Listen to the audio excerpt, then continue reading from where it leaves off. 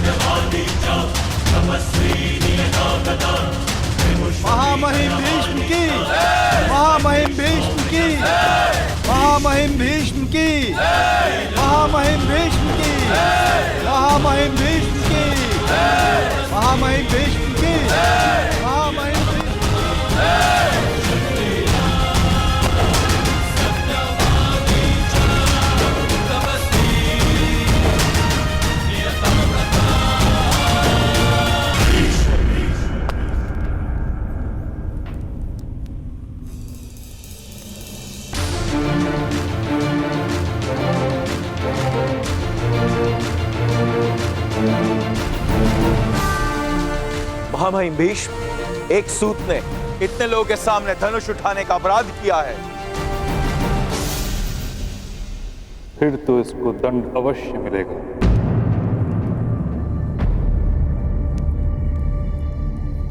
मदनजय, क्या ये वही बालक है जिसने वन में भी धनुष उठाया था?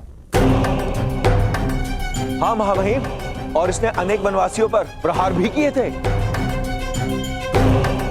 फिर तो घोर अपराध हुआ है सेनानायक मदनजय। जी महामहिम भीष्म, अब आप ही न्याय कीजिए। न्याय तो महामंत्री करेंगे। वन में समाज नहीं होता, और जहां समाज नहीं होता वहां समाज के नियम नहीं होते, और ना ही अपराध होता है। किंतु इस सभा में धनुष उठाने का दंड इस बालक को अवश्य प्राप्त होगा।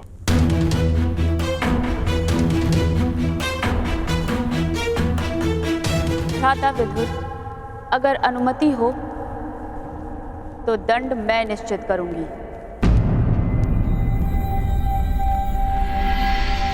जी महारानी। इस बालक का दंड है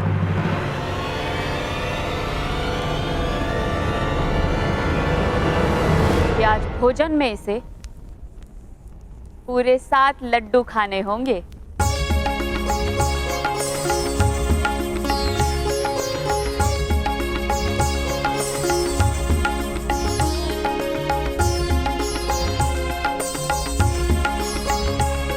और मुझे? मैंने भी तो अपराध किया है। तुमने तो प्रथम अपराध किया है। तुम्हें पूरे 8 लड्डू खाने होंगे।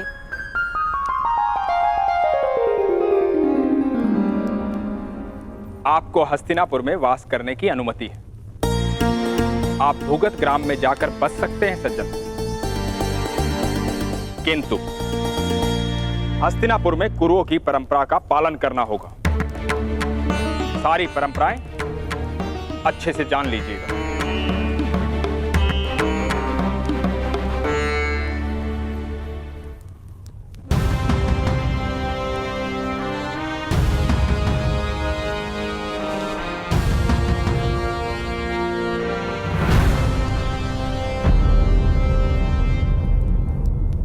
पुत्र का कर्तव्य होता है पिता के कर्मों का उत्तराधिकारी बने।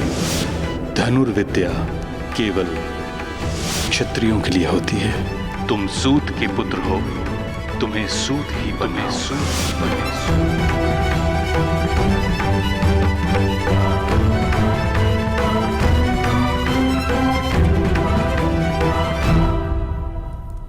क्या आपको परंपराओं का विस्मरण हो रहा है? कर्ण,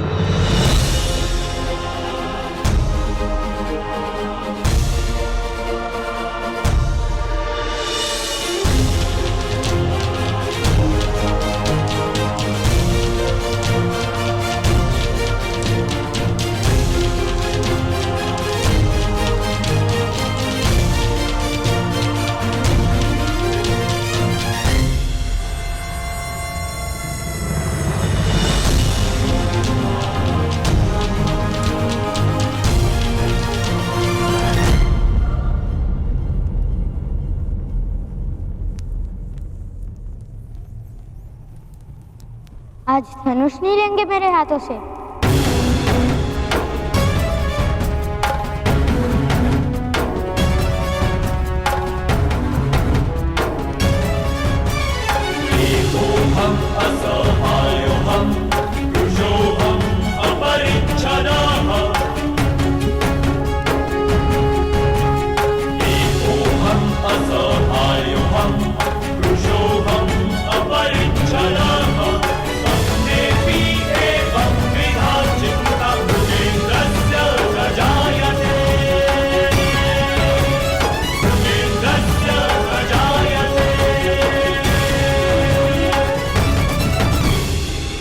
आज के पश्चात तुमसे धनुष लेने की आवश्यकता नहीं पड़ेगी, ऐसी आशा करता हूं।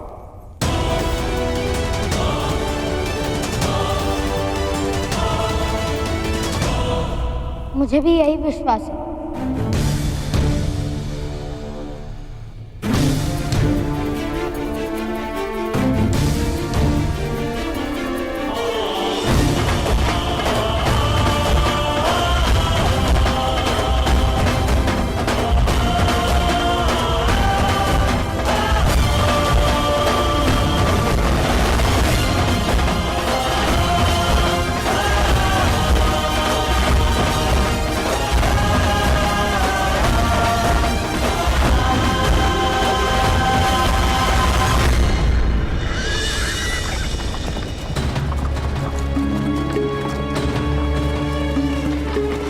पुत्रकर्ण, हस्तिनापुर की व्यवस्था पर प्रश्न उठाना उचित नहीं था। किंतु पिताश्री, मैंने तो उनकी परंपरा का पालन किया है। महामहिम विष्णु ने वन में मेरे हाथों से धनुष ले लिया था, ये कहकर कि सूतों को शस्त्र उठाने का अधिकार नहीं। तो मैं हस्तिनापुर में धनुष कैसे उठा सकता था? इसलिए मुझे धनुष लौटाना उचित लगा। पिताश्री, वो क्या है?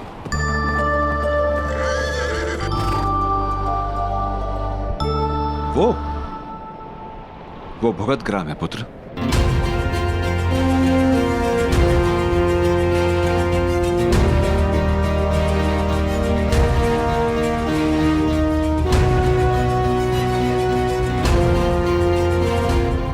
ग्राम है तो आवास कहाँ है पिताश्री? गांव के नाम से जान नहीं पाए तुम? भूगल अर्थात भूमि के अंदर, उस पर्वत के अंदर आवास है। एक बहुत बड़ा समाज रहता है। सारे सूत और सूत से भी निम्न जात वहां वास करते हैं। क्या सूतों को भूमि पर वास करने का अधिकार नहीं पिताश्री?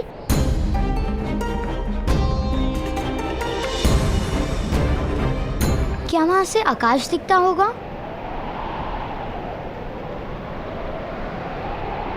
या हमें आकाश देखने का भी अधिकार नहीं? देखो पुत्र, मनुष्य की शक्ति देखो। पर्वत का अंतर काटकर आवास बना लेता है। विपदाओं को चीरकर जो मार्ग बना लेता है, वही शक्तिमान है। तो क्या विपदा जैसा कुछ भी नहीं?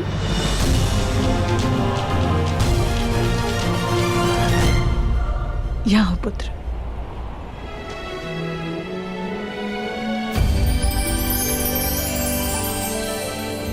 विपदा सुख और सामर्थ्य प्राप्त करने का अवसर है कर्ण।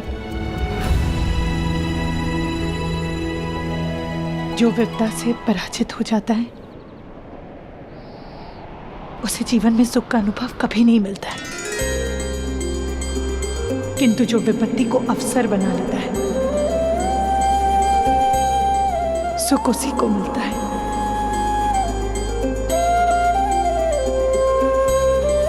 और ये ज्ञान मुझे अभी प्राप्त हुआ।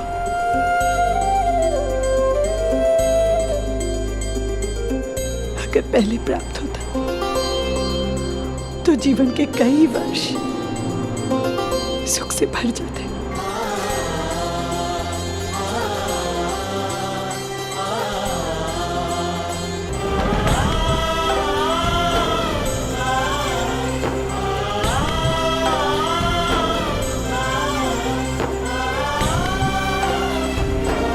चले रहा था।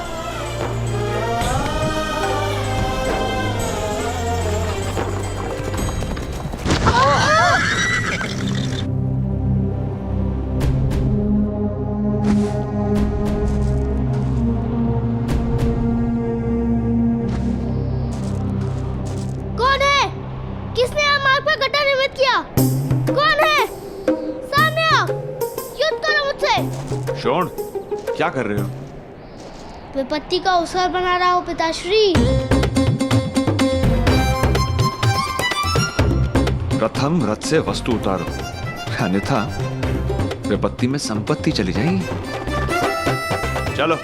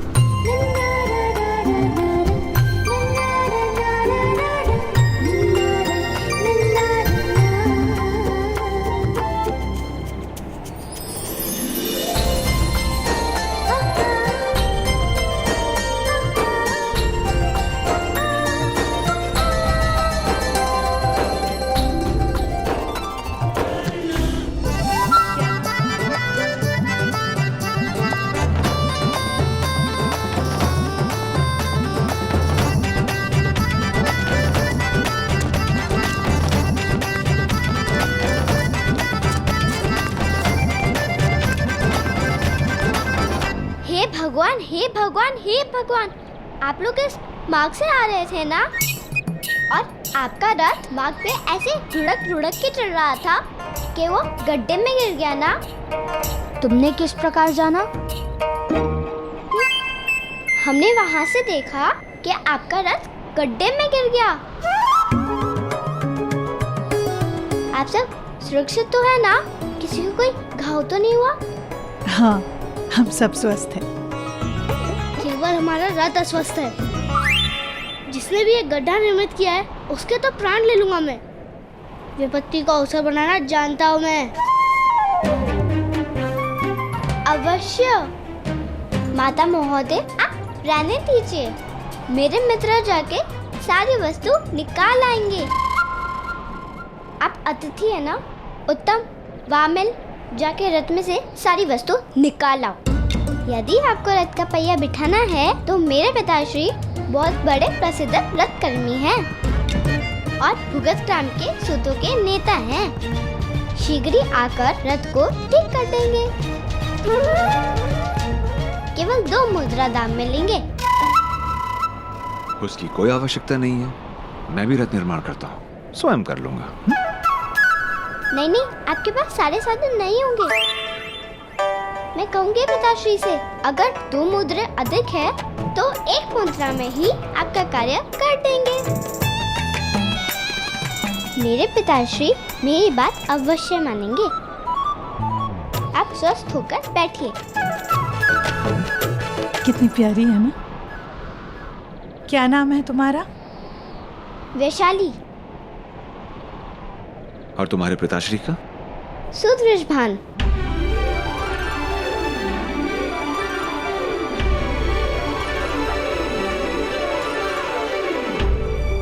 यथार्थ। तो जाओ, बुलाओ अपने पिताश्री को। आप 1 मुद्रा दीजिए, मैं शीघ्र ही बुला कर लेके आती हूँ।